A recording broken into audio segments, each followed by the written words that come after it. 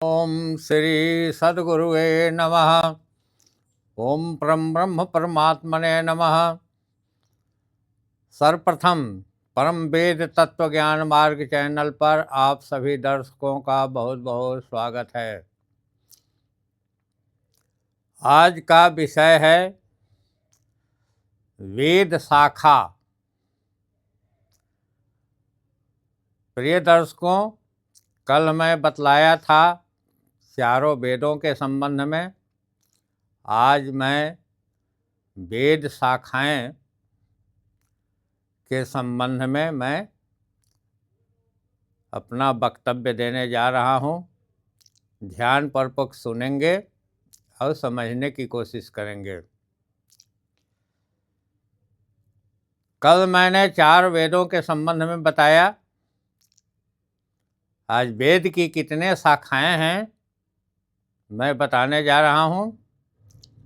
चारों वेद के 1131 शाखाएं हैं। यह आपके लिए बहुत ही परम आवश्यक है। हमारे समाज में इसकी हर समय आवश्यकता है। कहीं भी आप विवाह हो या कोई शुभ कर्म हो, पूजा हो, यज्ञ हो, आपको ज़रूरत पड़ती है। पूछा जाता है, संकल्प बोला जाता है, पंडित जी लोग पूछते हैं। खासकर विवाहों में तो बड़ी आवश्यक है। पूछते हैं कि आपका गोत्र क्या है, आपके शाखा कौन है,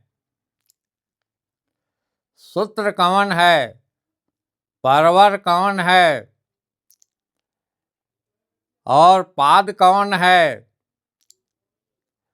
और आपकी शिखा कौन सी है, आपके कुल देवता कौन से हैं। आप बताने में असमर्थ हो जाते हैं।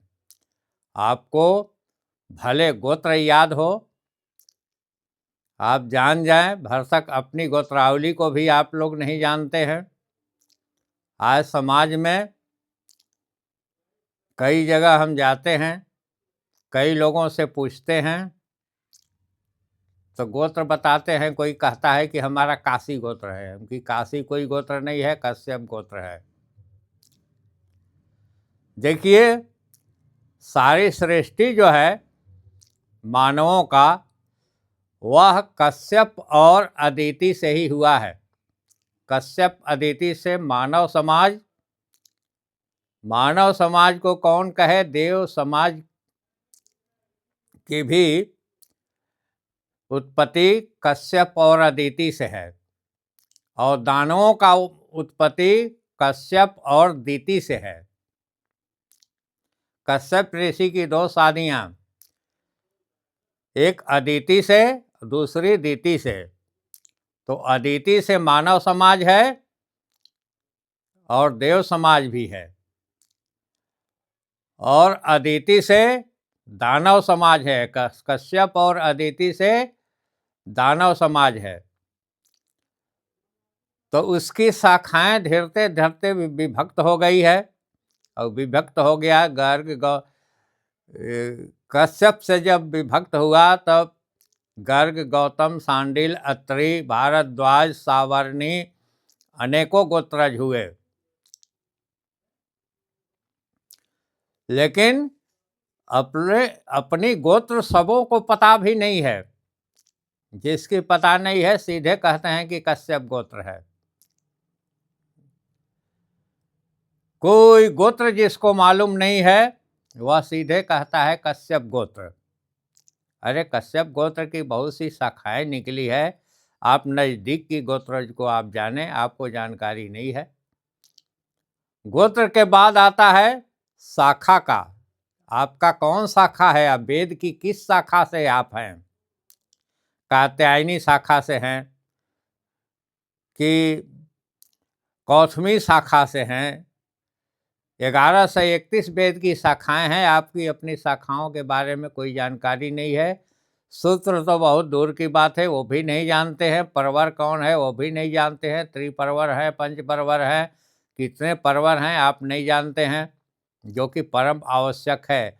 आपको शिखा कौन सी है, वेद कौन से हैं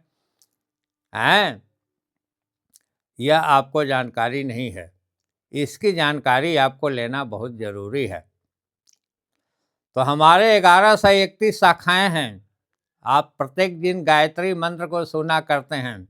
ओम भूर्भुवः स्वः तत्सवितुर्वरेण्यं भर्गो देवस्य धीमहि धियो यो नः प्रचोदयात्।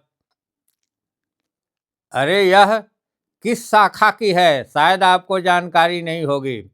ये वाजसनेयी शाखा का है। 11 से 31 शाखाओं में एक शाखा है वाजसनेयी शाखा। तो वाजसनेयी शाखा की आप गायत्री जप करते हैं।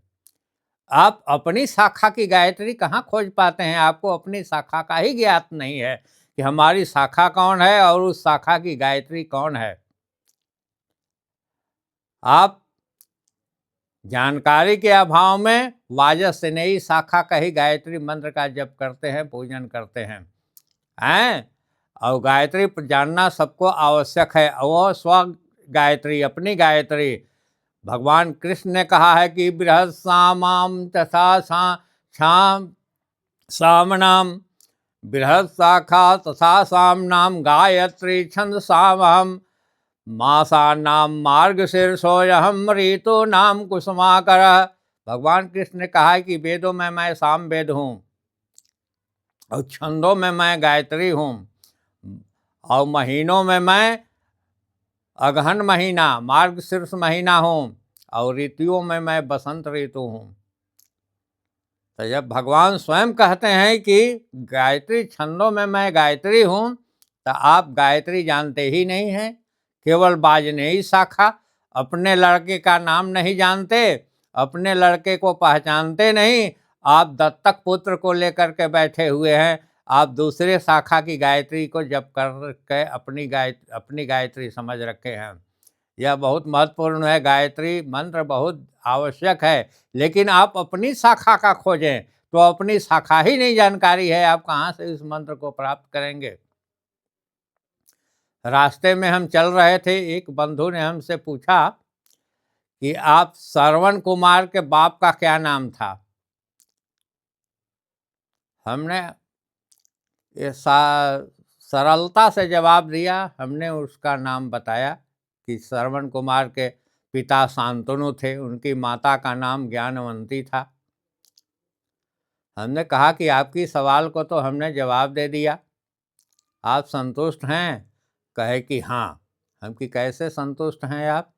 इसका मतलब है कि आप जानते थे और हमारी परीक्षा ले रहे थे, हमसे पूछ रहे थे जानते हुए भी। तब वो हंस पड़े। हम कि मैं एक चीज़ मैं पूछ रहा हूँ, आप बता दीजिए। तो उन्होंने कहा कि पूछा जाए। हम कि आप बताइए, परदादा का क्या नाम है? कहे कि तो हमको नहीं है, हमारा पिता का नाम याद है और दादा का नाम याद है, परदादा का नाम ही नहीं याद है। हम कि उससे आगे कहे कोई नहीं याद है। तो सबको आवश्यकता है। विवाह शादी में गोत्रावली बोला जाता है और पिता पितामह प्रपितामह वृद्ध परपितामह, इसके संबंध में पूछा जाता है। कोई वंशावली, कोई अगर पूछ दे कि आपकी वंशावली का है, आप कहाँ से आए हैं, तो ये तो बहुत दूर है, नहीं जानते हैं। भोज जब होता है पितृश्राद्ध में भी नाम पूछा जाता है। जब तर्पण होने लगते हैं तो नाम याद नहीं है, न शाखा सूत्र परवर याद है हमें, न इष्ट देवता कौन है यह भी जानकारी नहीं है। तो ये हमारी समाज की स्थिति है। जागिए जागिए, आपको यह जानना आवश्यक है। अपनी शाखाओं को खोजिए कि हमारी कौन सी शाखा है, वेद की कौन सा शाखा है, उस शाखा की आप गायत्री खोजें और उसकी पूजा करें, जप करें। और इसके बाद अपने शाखा सूत्र परवर गोत्र इष्ट देवता इस वेद, इसके संबंध में आप जानकारी प्राप्त करें। अहकाम की चीज़ है। आप इतिहास पढ़ लेते हैं, इतिहास में बाबर, हुमायूं, अकबर, शिवाजी इत्यादि की सारा वंशावली आप पढ़ते हैं, लेकिन आप अपना स्वयं वंशावली का ज्ञान आपको नहीं है। तो यह बहुत प्राथमिक चीज़ है, आप इसको याद कीजिए। और वयोवृद्ध जो हो आपके यहाँ, उनसे पूछो, उसकी जानकारी नहीं है तो विद्वानों के पास जाओ, आपकी गोत्रावली बता देंगे, आपकी शाखा, सूत्र, परवर, शिखा, इष्ट देवता, सारा चीज़ वो बता देंगे कि आप किस शाखा से आते हैं और क्या आपकी वंशावली का इतिहास है। ये सारा चीज़ विद्वानों के पास है, विद्वान बताएंगे और यह प्राथमिकता के आधार पर आपको जानकारी लेना है। इसलिए मैं आज आपको आज समाज को मैं आज जगाने का काम कर रहा हूँ। ये है जो मैं आज कह रहा हूँ, उस चीज़ों पर ध्यान दें और याद करें और जानकारी प्राप्त कर लें। नहीं तो आज आपके वयोवृद्ध जब आपके समाज से उठ जाएंगे तो आपकी वंशावली को बताने वाला कोई नहीं मिलेगा। आपको विद्वानों की ही दरवाज़ा खटखटाने होगी। हो सकता है कि वह वयोवृद्ध को भी जानकारी नहीं हो, आप विद्वानों की शरण लें और इस सब चीज़ों को आप जानें। मैं आज इन्हीं कथा के साथ मैं अपना वक्तव्य समाप्त करता हूँ और आग्रह करता हूँ कि हमारी चैनल को सब्सक्राइब करें, लाइक करें, शेयर करें और बेल आइकन घंटी को दबावें ताकि मैं अगले दिन कथा कहूँ।